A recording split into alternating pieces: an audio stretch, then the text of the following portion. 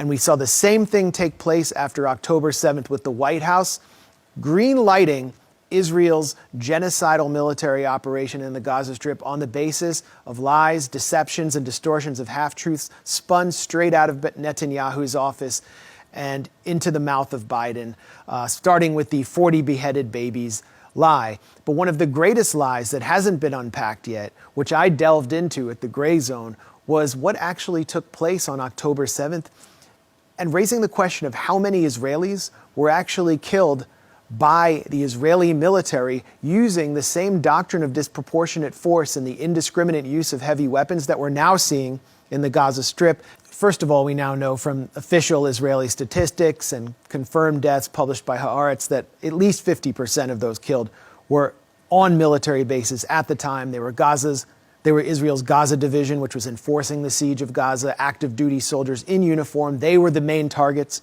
of the Hamas commando division, their elite units. And U.S. media Western media never showed the video shot by Hamas and Islamic Jihad commandos by GoPro cameras of them killing these soldiers who had been previously killing them in many military operations.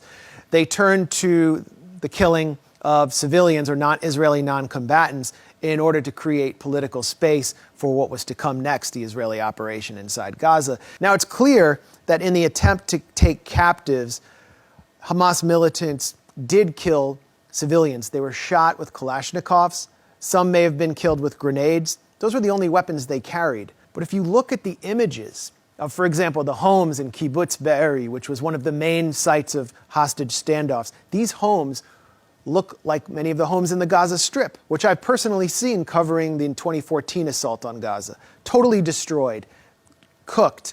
Entire families were actually found in these homes, Israeli families, under rubble, as Palestinian families are now being found in Gaza.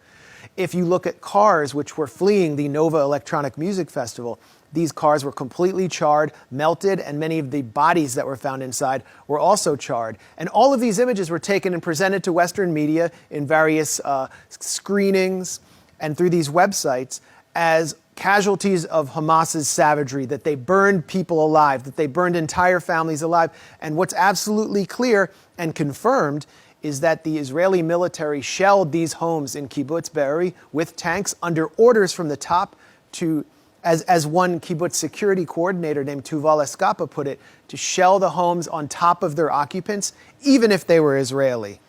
And we can go through so many other testimonies produced in Hebrew media, which I synthesized in my report, to show a systematic campaign of friendly fire ordered from the top of the Israeli military to prevent Hamas militants from taking captives into the Gaza Strip. Is that one that